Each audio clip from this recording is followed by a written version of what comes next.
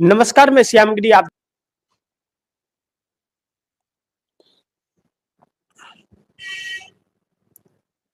तो एक चिंता का विषय तो बन ही जाता है।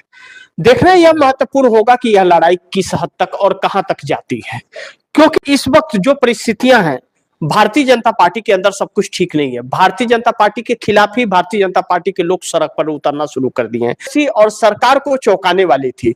सरकार, मोदी सरकार के लिए एक नई चुनौती तो है, इस बात से इनकार नहीं कर सकते, लेकिन योगी को हटाने की नीयत जो मोदी और शाह की है, वह कहीं ऐसा ना हो कि उत्तर प्रदेश के अंदर भारी पड़ जाए मोदी सरकार के लिए, क्योंकि योगी एक दमदार और ताकतवर नेता है भारतीय जनता पार्टी के अंदर, इससे तो इनकार नहीं कर सकते।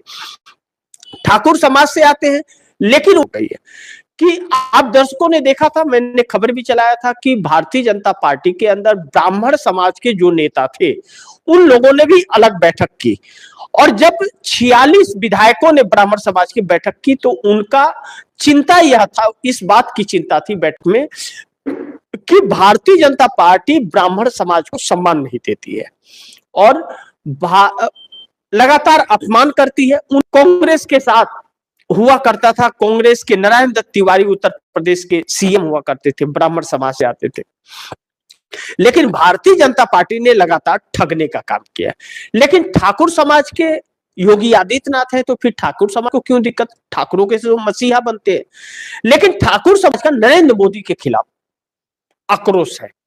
2024 लोकसभा चुनाव में देखा भी गया, चाहे गुजरात हो चाहे उत्तर प्रदेश हो, बगावत हुआ और नतीजा यह हुआ कि उत्तर प्रदेश में भारतीय जनता पार्टी 80 लोकसभा सीटों में मात्र 33 सीटें जीत पाई, जिसके पास 2019 में 62 लोकसभा की सीट थी।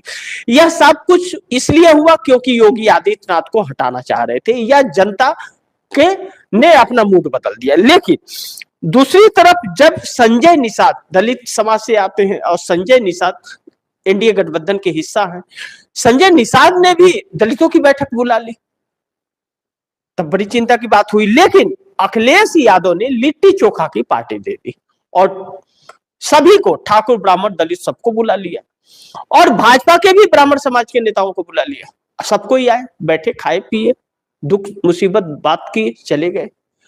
अब इसको लेकर के भारतीय जनता पार्टी के प्रदेश अध्यक्ष पंकज चौधरी ने नोटिस जारी कर दिया। अब भाई, कोई किसी से मिलने जाए तो आप नोटिस कैसे जारी कर दोगे? बैठक हुई है तो। अब इस बात को लेकर के उत्तर प्रदेश के अंदर गर्माहट है। इसको 2-3 नजरिए से देखना बहुत जरूरी है कि ब्राह्मण समाज यह कह रहा है कि हमें हमारा हक नहीं मिल रहा है और सम्मान भी नहीं मिल रहा है। उत्तर प्रदेश के अंदर एक चीज तो तय है कि उत्तर प्रदेश का डिप्टी सीएम जो है ब्रजेश पाठक या केशव प्रसाद मौर्य, यह भी किसी थाने में अगर फोन करे एक हवलदार को, तो वह भी इनकी नहीं सुनता। यानी कि पूरी तरह से योगी आदित्यनाथ ने कमान संभाल रखा है।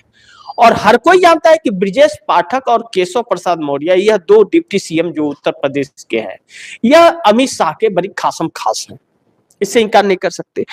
अब मोदी और शाह के आंखों की किरकिरी बने हुए हैं योगी आदित्यनाथ।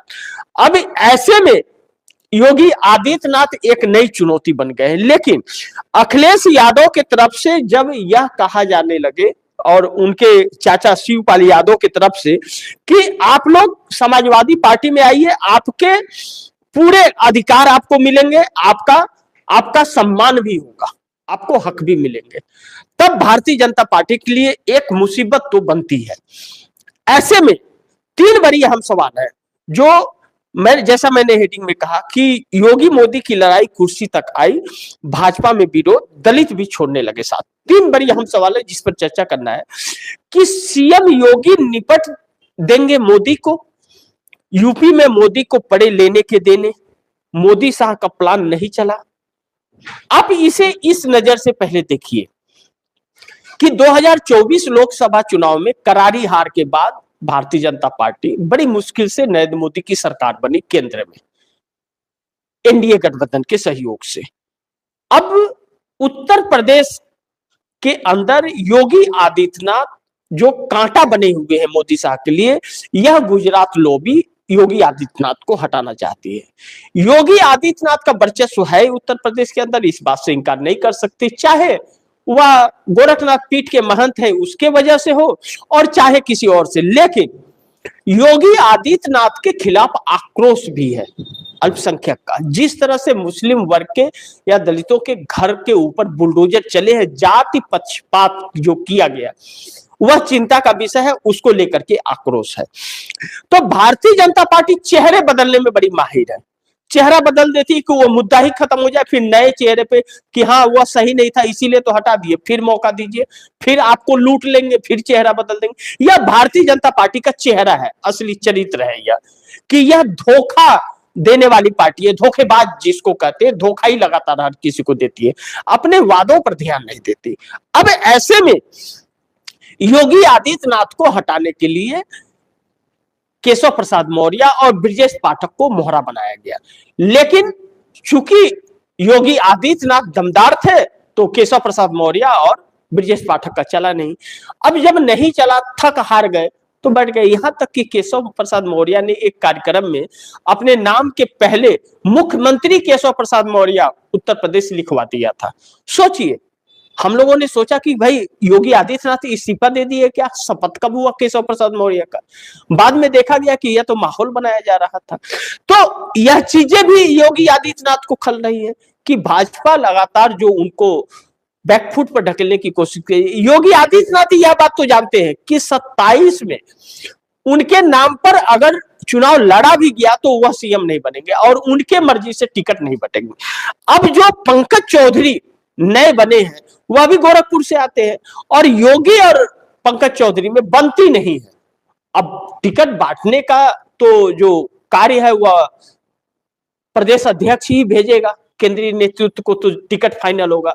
तो लोकसभा चुनाव में भी योगी आदित्यनाथ के मर्जी से नहीं मिला था टिकट और इस बार 27 में भी नहीं मिलेगा। यह योगी आदित्यनाथ अच्छी तरह से जानते हैं। दूसरी तरफ जो संजय निषाद है, संजय निषाद हुए या ओम प्रकाश राजभर हुए, आप यह कह सकते हैं कि बिन पेंदी का लोटा, यह बात आप कह सकते हैं कि कब किधर लुटकेंगे या नहीं, इनका कोई वर्चस्व है नहीं, लेकिन कुछ तो प्रभाव है जिसकी वजह से भाजपा साथ रखी है। अब ओम प्रकाश राजभर को मंत्री बना दी, लेकिन वह बड़बोलापन उनका, वह अपने बेटे को लोकसभा की सीट भी नहीं जीता पाए। संजय निषाद का कोई वर्चस्व नहीं रहा, लेकिन निषाद समाज में थोड़ी सी पकड़ कही जाती है, पूर्वांचल में है, लेकिन उतना लाभ नहीं उठा पाते संजय निषाद। लेकिन कहते हैं ना कि भारतीय जनता पार्टी कड़ कड़ जोड़ती है अपने वोट के लिए, तो संजय निषाद के नाम पर इनके निषाद समाज का वोट तो ले लेती है, लेकिन संजय निषाद को अपना वर्चस्व नहीं बनाने दी। अब ऐसे में संजय निषाद ने जब ब्राह्मण ठाकुर समाज ने बैठक कर लिया, ब्राह्मण समाज ने बैठक कर लिया, तो संजय निषाद ने भी बैठक किया। संजय निषाद ने जब बैठक किया तो संजय निषाद भी बोले कि हम किसी के गुलाम थोड़ी हैं। अब विधानसभा चुनाव आ रहा है, भारतीय जनता पार्टी के पक्ष में नहीं है उत्तर प्रदेश। ऐसे में संजय निषाद और ओम प्रकाश राजभर अपना रास्ता तलाश रहे हैं। कभी यह लोग समाजवादी पार्टी के साथ मिलकर के चुनाव लड़ा करते थे, अब यह लोग भाजपा के साथ है। तो अब मोदी के खिलाफ माहौल है और उत्तर प्रदेश में भी है और योगी के खिलाफ भी है। ऐसे में इन लोगों की राजनीति चल पाएगी यह तो नहीं लगता, तो पहले से रास्ता तलाश रहे। लेकिन दूसरी तरफ जो बड़ी महत्वपूर्ण है, जैसा मैंने कहा कि मोदी योगी की लड़ाई अब कुर्सी तक आई। गुजरात लोगी जो है वह अनुप्रिया पटेल जो सांसद है और नरेंद्र मोदी सरकार में कैबिनेट मंत्री हैं और उनका अलग पार्टी, अपनी पार्टी की इकलौती है सांसद, तो अनुप्रिया पटेल के पति मंत्री हैं योगी सरकार में। अब अनुप्रिया पटेल के पति के द्वारा योगी आदित्यनाथ को हमेशा चुनौती दिया जाता है, प्रशासन को गालियां दिया जाता है, चुनौती दिया जाता है, लेकिन योगी आदित्यनाथ संयम से काम लेते हुए अपना बस चलाए जा रहे हैं। अब 2026 से स्टार्ट हो गया, 27 में चुनाव है और 27 में चुनाव है तो 2026 के सितंबर अक्टूबर के बाद माहौल बनना शुरू हो जाएगा और अब एक तरह से चुनावी मोड में आ भी गया है। यह सारी प्रक्रियाएं जो चल रही हैं ठाकुर समाज या ब्राह्मण समाज का, यह कि अपने अपने हकों को लेकर के अब ब्राह्मण समाज पर अखिलेश यादव भी डोरे डाल रहे हैं, लिट्टी चोखा का जो पार्टी अखिलेश यादव ने दिया, अखिलेश यादव ने कहा कि आप लोग आइए, समाजवादी पार्टी में आइए, इंडिया गठबंधन में आइए, आपका हक भी मिलेगा, सम्मान भी मिलेगा। अब ब्राह्मण समाज लिट्टी चोखा खाने तो आया, भारतीय जनता पार्टी के विधायक अखिलेश यादव के, तो पंकज चौधरी ने नोटिस जारी कर दिया। अब इस बात को लेकर ब्राह्मण समाज में और नाराजगी फैल गई कि यहां से अवमानना कहां से आ गया पार्टी का। अगर हम कहीं जाके लिट्टी चोखा खा लिए, खाने गए किसी जगह, तो उसमें अवमानना की बात कहां से हो गई। हम पार्टी के खिलाफ तो कोई मुहिम नहीं छेड़े हैं, और पार्टी हमें अगर सम्मान नहीं दे रही तो हम आवाज उठाएंगे, क्यों नहीं उठाएंगे। किसी के नौकर और गुलाम है क्या ब्राह्मण समाज? ब्राह्मण समाज ने ही तो आखिर उन विधायकों को वोट दिया है, या दलित ने वोट दिया है, तो क्यों दिया है? उन्हें अपना मानता है तभी तो दिया। तो वह अपने अगर वोटरों के हक के लिए, अपने समाज के हक के लिए आवाज उठा रहे हैं, तो इसमें बुराई का है। तो इसमें अब योगी और मोदी दोनों के लिए पीड़ा हो रही है। अब पंकज चौधरी को इसीलिए भेजा गया है कि योगी की कोई बात ना माने। तो अब पंकज चौधरी कितना भारतीय जनता पार्टी को फायदा पहुंचा पाएंगे कि नुकसान पहुंचा पाएंगे, यह तो वक्त बताएगा। लेकिन अखिलेश यादव ने लिट्टी चोखा का पार्टी देकर के बेचैन तो भाजपा को कर दिया है, और ऑफर देकर के ब्राह्मण समाज को और दलित समाज को भी कि आप लोग आइए, समाजवादी पार्टी के साथ आइए, आपको हम सम्मान भी देंगे और हक भी देंगे।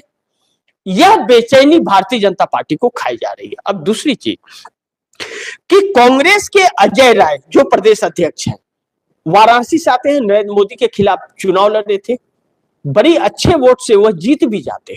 नरेंद्र मोदी कई राउंड तक अजय राय से पीछे चल रहे थे, लेकिन अचानक चुनाव आयोग का खेल होता है और नरेंद्र मोदी 1,52,000 मतों से जीत जाते हैं। लेकिन आप यह सोच सकते हैं, कह सकते हैं, आशंकाएं भी जता सकते हैं कि नरेंद्र मोदी जीते नहीं, जिताए गए थे। इसलिए भी कि एक सोशल मीडिया पर वीडियो भी वायरल हुआ था भारतीय जनता पार्टी के कार्यकर्ता का कि मोदी जीते नहीं, जिताए गए हैं। तो बहुत सारी संभावनाएं हैं, आप चर्चा कर सकते हैं। तो अजय राय एक पावरफुल, अजय राय को जब सारा पोल राहुल गांधी ने खोलने लगे, तो समाजवादी पार्टी और कांग्रेस ने के लोगों ने मिलकर के, कार्यकर्ताओं ने अजय राय को वाराणसी से जीता सांसद घोषित कर दिया, सम्मान कर दिया। भले चुनाव आयोग ने नरेंद्र मोदी को सांसद का सर्टिफिकेट दिया हो, लेकिन जीते तो अजय राय हैं, और वहां के लोगों ने स्वागत करना शुरू कर दिया। तब यह भी खबर चली कि नरेंद्र मोदी की सांसदी चली जाएगी क्या। सवाल भी, अगर जांच हो जाए तो चली जाएगी, इसमें कोई शक नहीं है, क्योंकि नरेंद्र मोदी लगता ही नहीं है कि जीते हैं, लगता है जिताए गए हैं। अब लोगों का भी यही कहना है। अब ऐसे में भारतीय जनता पार्टी के लिए एक नई संकट आ गई। उत्तर प्रदेश के अंदर जिस तरह से अखिलेश यादव या कांग्रेस अपने पैर पसार रही है, अब प्रियंका गांधी को 2026 में जितने राज्यों में चुनाव हैं, चाहे तमिलनाडु, पांडिचेरी, केरल, आसाम, बंगाल, इन सभी राज्यों के लिए उनको चुनाव समिति का चेयरपर्सन बनाया गया है। अब ऐसे में बड़ा पद है, सभी चुनाव की रणनीति उनकी होगी। तो उत्तर प्रदेश के अंदर लड़की हूं, लड़ सकती हूं का नारा दिया था प्रियंका गांधी ने, और उत्तर प्रदेश की जनता को धन्यवाद दिया। उत्तर प्रदेश में कांग्रेस की भी पैठ अब बनती जा रही है। इस बात को भी भाजपा को लेकर के मलाल है कि कांग्रेस अपना पैर पसार रही है। कांग्रेस ने पैर पसारा और कांग्रेस मजबूत हुई यूपी में, यानी कि भाजपा का सुपड़ा साफ है आने वाले वक्त में, इससे इंकार नहीं कर सकते। हाँ, यह है कि अभी अगर बहुत मजबूत नहीं होगी, थोड़ी मजबूत अगर हो गई, विधानसभा में पहुंच गई, तो फिर आने वाले वक्त में भारतीय जनता पार्टी का सुपड़ा साफ होने से कोई बचा नहीं सकता। लेकिन योगी आदित्यनाथ को इस बार सीएम नहीं बनाएगी भारतीय जनता पार्टी, यह तो भारतीय जनता पार्टी ने तय कर लिया है, और योगी भी। तो ऐसे में योगी आदित्यनाथ के जो वोटर्स हैं, या योगी आदित्यनाथ को जो चाहने वाले, या योगी आदित्यनाथ की जो एक संस्था चलता है हिंदू युवा वाहिनी, उन लोगों में आक्रोश है कि योगी पर अगर आ चाहिए तो हम मोदी को नहीं रहने देंगे। यह जो बात है ना, और यह जो लड़ाई है, जो मैंने कहा कि योगी मोदी की लड़ाई कुर्सी तक आई, यह चीजें मोदी को बेचैन कर रही है। क्योंकि पूर्वांचल एक ऐसा गढ़ है कि जो योगी का सम्मान है, इससे इंकार नहीं कर सकते। लेकिन योगी की जो सीएम की कुर्सी पे बैठ करके जो फैसले रहे, उससे लोगों की नाराजगी बढ़ी है और बढ़नी भी चाहिए, क्योंकि नफरत का बीज इन्होंने बोआ है। योगी आदित्यनाथ पहले तो ऐसे नहीं थे, लेकिन मोदी के साथ आने के बाद में योगी आदित्यनाथ जो 80-20 का खेल करने लगे, ऐसा नहीं कि पहले नहीं करते थे, पहले भी करते थे, लेकिन इतना नहीं करते थे जितना मोदी के साथ रहने के बाद करने लगे।